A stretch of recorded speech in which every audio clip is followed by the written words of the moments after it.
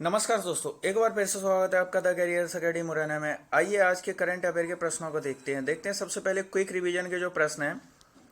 पहला प्रश्न है क्विक रिवीजन का, हाल ही में टाटा पावर नवीकरणीय ऊर्जा लिमिटेड ने किस राज्य में 100 मेगावाट की सौर ऊर्जा परियोजना की शुरुआत की है? तो यह गुजरात में की गई है। अगला प्रश्न है, भारत का पहला वाटर प्लस शहर कौन सा बना है? तो यह इंदौर बना है। तीसरा प्रश्न है, हाल ही में विश्व अंगदान दिवस कब मनाया गया है? तो यह 13 अगस्त को मनाया गया है। अगला और चौथा प्रश्न है, प्रधानमंत्री नरेंद्र मोदी के द्वारा भारत को किस क्षेत्र में आत्मनिर्भर बनाने के लिए 11,000 करोड़ रुपए के पैकेज की घोषणा की गई? तो ये खाद्य तेल के क्षेत्र में आत्मनिर्भर बनाने के लिए घोषणा की गई है।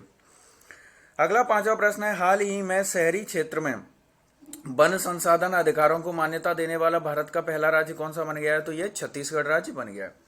और आपने अभी तक चैनल को सब्सक्राइब नहीं किया है, चैनल को सब्सक्राइब करें, बेल आइकन दबाएं, जिससे कि आपको नए वीडियोस की नोटिफिकेशन मिल सके। वीडियो को लाइक करें, शेयर जरूर करें। और आप हमें इंस्टाग्राम पर भी फॉलो कर सकते हैं। आप हमारे टेलीग्राम चैनल को भी ज्वाइन कर लें, जिससे कि आपको सारे वीडियोस और पीडीएफ की फाइल एक साथ मिल सके। और आपको अन्य किसी प्रकार की सहायता चाहिए, उसके लिए आप हमारे व्हाट्सएप ग्रुप को भी ज्वाइन कर सकते हैं। पहला प्रश्न है, आज के करंट अफेयर का पहला प्रश्न देखते हैं। हाल ही में चौथी कंपनी कौन सी बन गई है जो 3 ट्रिलियन के बाजार पूंजीकरण तक पहुंच गई है? तो 3 ट्रिलियन का जो बाजार का जो पूंजीकरण है, उसका ये कौन सी कंपनी जो बन गई है जो चौथे नंबर की? ऑप्शन है BHEL, IPC, HCL, इनमें से कोई नहीं। तो इसका जो सही आंसर ये है HCL। HCL जो कंपनी है, ये चौथी कंपनी बन गई जो 3 ट्रिलियन बाजार पूंजीकरण के लिए है। अगला और दूसरा प्रश्न देखते हैं। कैसीफाई ने अपना ब्रांड एम्बेसडर किसे नियुक्त किया है? तो जो कैसीफाई ने अपना ब्रांड एम्बेसडर किसे नियुक्त किया है? ऑप्शन है इसका रमेश मेहता, राजकुमार राव, सोमेश चंद्र, इनमें से कोई नहीं। तो इसका जो सही आंसर है यह है हमारा राजकुमार राव, यानी कि क्वेश्चन नंबर सेकंड का ऑप्शन बी सही है। राजकुमार राव जो है कैसीफाई ने इन्हें अपना ब्रांड एम्बेसडर नियुक्त किया है। अब ये कैसीफाई क्या है? कैसीफाई एक ई कॉमर्स कंपनी है जो इलेक्ट्रॉनिक गैजेट्स बेचता है, जैसे कि मोबाइल वगैरह, ये इस तरह के जो इलेक्ट्रॉनिक आइटम है इनको बेचने की ये ऑनलाइन ई कॉमर्स कंपनी है। अगला और तीसरा प्रश्न देखते हैं। हाल ही में आउट ऑफ पॉकेट ट्रीटमेंट योजना किस राज्य सरकार के द्वारा लॉन्च की गई है? तो आउट ऑफ पॉकेट ट्रीटमेंट योजना ये किस राज्य सरकार ने शुरू की? ऑप्शन है मेघालय, मणिपुर, नागालैंड, मिजोरम। तो क्वेश्चन नंबर 3 का जो अपना ऑप्शन सही है यह है मेघालय, यानी कि ऑप्शन ए सही है। क्वेश्चन नंबर 3 का मेघालय ने आउट ऑफ पॉकेट ट्रीटमेंट योजना शुरू की है। अब ये आउट ऑफ पॉकेट ट्रीटमेंट योजना आखिर है क्या? यह योजना मेघालय सरकार के द्वारा कोविड-19 रोगियों के मुफ्त इलाज के लिए शुरू की गई है। तो किस लिए की गई है? जो कोविड-19 के जो रोगी हैं इनके मुफ्त इलाज के लिए ये आउट ऑफ पॉकेट ट्रीटमेंट योजना शुरू की गई है। अगला पॉइंट है, मेघालय के वर्तमान में जो राज्यपाल है ये सत्यपाल मलिक हैं। मेघालय के जो वर्तमान मुख्यमंत्री है कॉनराड संगमा है। मेघालय की राजधानी शिलोंग है। गृह मंत्री अमित शाह के द्वारा मेघालय में ग्रीन सौरा वनीकरण योजना शुरू की गई थी।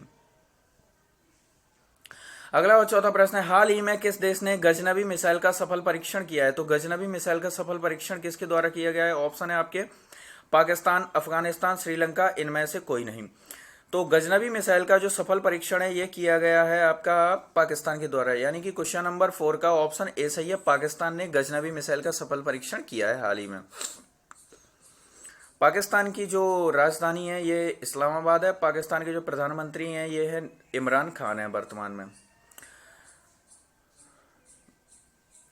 अगला और पांचवा प्रश्न देखते हैं।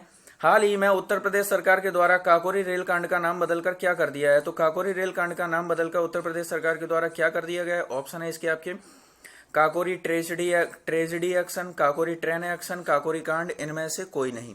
तो इसका जो सही आंसर है काकोरी ट्रेन एक्शन। तो जो काकोरी रेल कांड का नाम बदलकर काकोरी ट्रेन एक्शन कर दिया गया है उत्तर प्रदेश सरकार के द्वारा। काकोरी रेल कांड की जो घटना थी ये 9 अगस्त 1925 को हुई थी, जिसमें जो राम प्रसाद जी के साथ और चंद्रशेखर आजाद इन लोगों ने जो मिलकर जो सरकारी खजाने की जो अंग्रेजों की जो गाड़ी जा रही थी उसको लूट लिया था। तो यही थी काकोरी कांड, यही था। और जो राम प्रसाद बिस्मिल है ये मध्य प्रदेश के मुरैना जिले में बरवाई गांव से संबंधित हैं, यानी कि यहाँ इनका जन्म हुआ था। और उत्तर प्रदेश की बात हो रही है तो उत्तर प्रदेश की जो वर्तमान में राज्यपाल हैं ये हैं आनंदीबेन पटेल हैं। उत्तर प्रदेश के जो मुख्यमंत्री योगी आदित्यनाथ है और उत्तर प्रदेश में बीजेपी की सरकार है, यानी बीजेपी से योगी आदित्यनाथ मुख्यमंत्री हैं। उसके साथ ही जो उत्तर प्रदेश है ये जनसंख्या में सबसे बड़ा राज्य है। अकॉर्डिंग टू 2011 की जनगणना के अनुसार 19.63 यानी कि लगभग हम कह सकते हैं 20 करोड़ की आबादी वाला जो भारत का सबसे बड़ा राज्य है। उत्तर प्रदेश की जो राजधानी है यह लखनऊ, और लखनऊ को जो है नवाबों का शहर कहा जाता है। लखनऊ से जो हमारे जो वर्तमान में रक्षा मंत्री हैं, भारत के जो रक्षा मंत्री हैं श्री राजनाथ सिंह, जो वर्तमान में लखनऊ से लोकसभा सांसद हैं।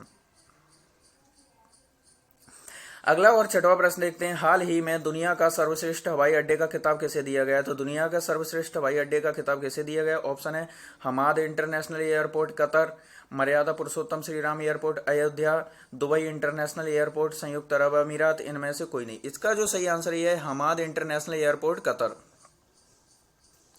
यानी कि क्वेश्चन नंबर 6 का जो है ऑप्शन ए सही है। हमाद इंटरनेशनल एयरपोर्ट जो कतर का हमाद इंटरनेशनल एयरपोर्ट है, इसको दुनिया का सर्वश्रेष्ठ हवाई अड्डे का खिताब दिया गया है।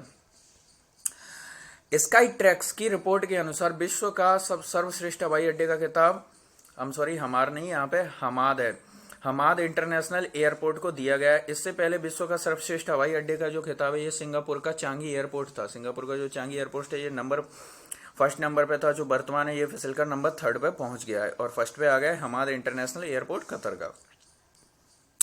अगला और 7वां प्रश्न है, हाल ही में रामभद्रन अरबामुदन का निधन हो गया है, ये कौन थे? तो रामभद्रन अरबामुदन जो कौन थे जिनका निधन हुआ? ऑप्शन है लेखक, वैज्ञानिक, कलाकार, राजनेता। तो ये हमारे वैज्ञानिक थे।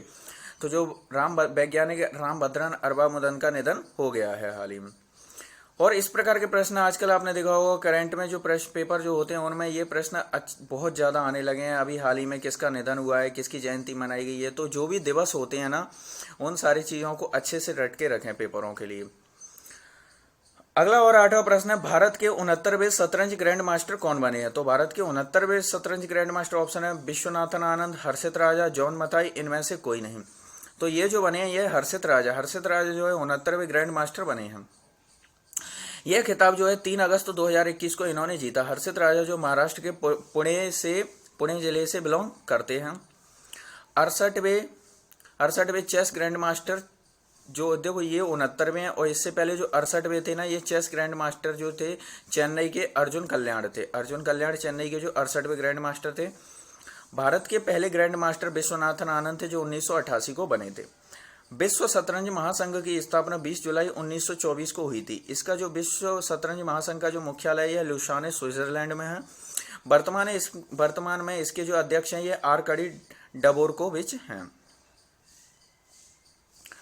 अगला और 9वां प्रश्न है आपके लिए, हाल ही में किस राज्य सरकार ने कोविड-19 से प्रभावित बुनकरों के लिए राहत पैकेज की घोषणा की? तो कोविड-19 से जो देखिए कोविड-19 के कारण इस समय सारी अर्थव्यवस्था ही पूरी लगभग बुरी तरह से प्रभावित है। तो इसमें जो बुनकर हैं, बुनकर श्रेणी के जो लोग हैं उन्हें प्रभावित लोगों को मतलब दोबारा से अपना काम धंधा शुरू करने के लिए उनके लिए राहत पैकेज की घोषणा की गई है। तो ये किस सरकार के द्वारा की गई? ऑप्शन है ओडिशा, तमिलनाडु, झारखंड, बिहार। तो इसका जो सही आंसर है ओडिशा सरकार के द्वारा कोविड-19 से प्रभावित बुनकरों के लिए राहत पैकेज की घोषणा की गई है।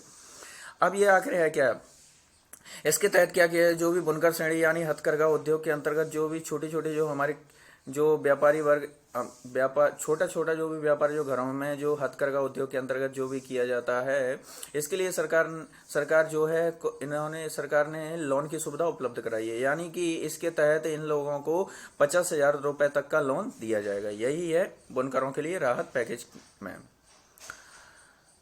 और इसके साथ ही ओडिशा की बात हो रही है, तो ओडिशा के जो वर्तमान में मुख्यमंत्री हैं ये नवीन पटनायक हैं, जिन्होंने 5वीं बार मुख्यमंत्री पद की शपथ ली। ओडिशा की राजधानी है भुवनेश्वर। ओडिशा का जो कटक है, कटक जिले में राष्ट्रीय चावल अनुसंधान केंद्र है। कटक जो है ये हमारे महान स्वतंत्रता संग्राम सेनानी यानी कि सुभाष चंद्र बोस जी का जन्म स्थल भी है। इसके साथ ही जो महानदी है, महानदी पर जो हीराकुंड बांध है ये भी कटक ओडिशा में ही बना हुआ है। और इसके साथ ही ओडिशा का जो पुरी है, यहाँ पर जगन्नाथपुरी यानी मंदिर है, और जो हमारा सूर्य मंदिर है कोणार्क ओडिशा में ही स्थित है। यानी इतनी जानकारी आपको ओडिशा से संबंधित जानकारी याद रखनी है।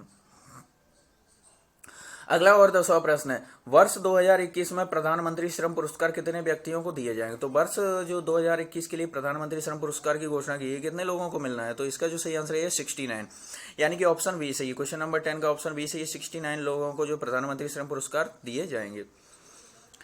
अब ये किस क्षेत्र में दिए जाते हैं? तो निजी एवं सार्वजनिक क्षेत्र में उत्कृष्ट योगदान एवं उत्पादकता के क्षेत्र में वृद्धि के लिए प्रधानमंत्री श्रम पुरस्कार, यानी लोगों का मनोबल यानी उत्साह बढ़ाने के लिए इस प्रधानमंत्री श्रम पुरस्कार से इन्हें सम्मानित किया जाता है। अब आपके लिए कल का आपका प्रश्न था, वोडाफोन आइडिया के नए नॉन एग्जीक्यूटिव चेयरमैन किसे बनाया गया? तो वोडाफोन आइडिया के नए नॉन एग्जीक्यूटिव जो इसका जो सही आंसर था ये हिमांशु कपानिया। इससे पहले जो कुमार मंगलम बिरला थे, वोडाफोन आइडिया के जो एग्जीक्यूटिव चेयरमैन ये कुमार मंगलम बिरला थे, और जब कुमार मंगलम बिरला ने इससे इस्तीफा दे दिया तो उसके बाद इन्हें हिमांशु कपानिया को एग्जीक्यूटिव चेयरमैन बनाया गया। इस समय आपको पता ही होगा वोडाफोन आइडिया की जो हालत है ये बेहद ही खराब है। इस पर लगभग सरकार का जो सरकारी बैंक और प्राइवेट बैंकों का यानी से इस पर जो कर्ज बकाया है 1,80,000 करोड़ रुपए का इस पर कर्ज बकाया है। तो इसी के चलते और इसके हुआ क्या, अभी कुछ ही दिन पहले इसके शेयर और गिर गए। इसी वजह से जो इसके जो इन्हीं सारी चीज़ों को देखते हुए इसके जो एग्जीक्यूटिव चेयरमैन थे कुमार मंगलम बिरला, इन्होंने इस्तीफा दे दिया। इसके बाद हिमांशु कपानिया नए चेयरमैन बनाए गए हैं। अब आपके लिए आज का प्रश्न है, हाल ही में आरबीआई के द्वारा एटीएम में कैश खत्म होने पर बैंकों पर जुर्माना लगाने का प्रावधान कब से किया गया है? तो जैसे एटीएम में जो कैश होता है खत्म हो जाए उसके बाद उस बैंक पर जुर्माना लगाने का प्रावधान रखा है आरबीआई के द्वारा। ऑप्शन है आपके 1 सितंबर 2021, 1 अक्टूबर 2021, 1 नवंबर 2021, इनमें से कोई नहीं। तो आपका जो भी इसका सही आंसर हो उसे कमेंट बॉक्स में लिखिए, और इसके अलावा आपको जितनी जानकारी हुआ करे उतना डिटेल में लिखा कीजिए, जिससे कि जो चीज़ हम लिखते हैं उसको हम एक लंबे समय तक याद रख सकते हैं।